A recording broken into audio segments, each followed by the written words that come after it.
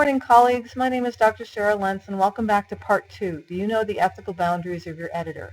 There seems to be challenges regarding the types of editors, which we talked about in Part 1, and the ethical boundaries of your editor, which is the focus of this particular post and video. The blog post was offered a few weeks ago to try and help understand the focuses on differences between hiring an editor and a ghostwriter to ensure that you understand the expectations of what your needs are and what the boundaries of your editor may be.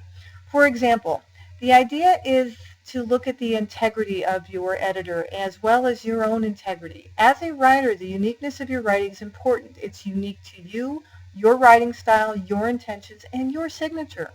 Within the capstone thesis or the doctoral dissertation, one must actually defend their work as part of the process. In academic terms, this defense is usually called an oral defense, where the writer has to defend the integrity of their work. There is an assurance to the university that prior to publishing this work, that the university knows that the student not only conducted the research, but they conducted the actual writing that has been offered within their dissertation or capstone. Often I have a challenge with many of my clients who really think that their expectations is to give me their last draft edited by their faculty, their committee, the dean, the IRB, and then I as the editor is simply going to miraculously put it all together and give them a final draft suitable for publication. And that's not the expectation that an editor can have regarding their boundaries.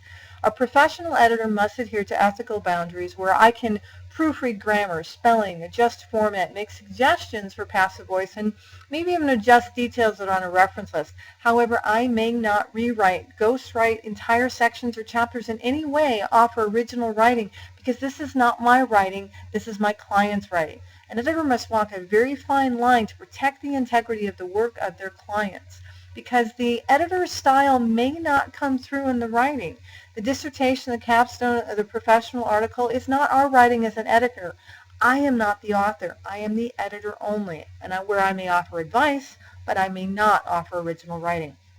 So please be sure that you understand the ethical boundaries so that you are not asking your editor to actually write your capstone, your dissertation, or your professional journal articles.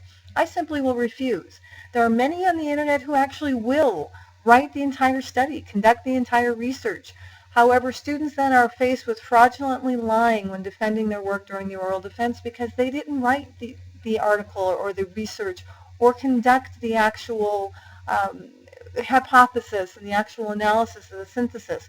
Remember, particularly for many of my students who intend upon completion of their capstone or their dissertation who want to teach, you cannot teach what you do not know, and you cannot understand the process and you yourself have actually gone through the trials and tribulations. I, however, will and continue to maintain the highest standards of integrity for both my clients and my students and myself to ensure that we understand the ethical boundaries of an editor.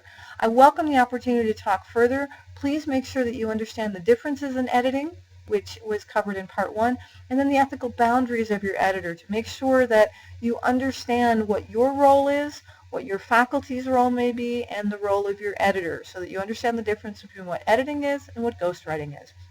Again, my name is Dr. Cheryl Lentz.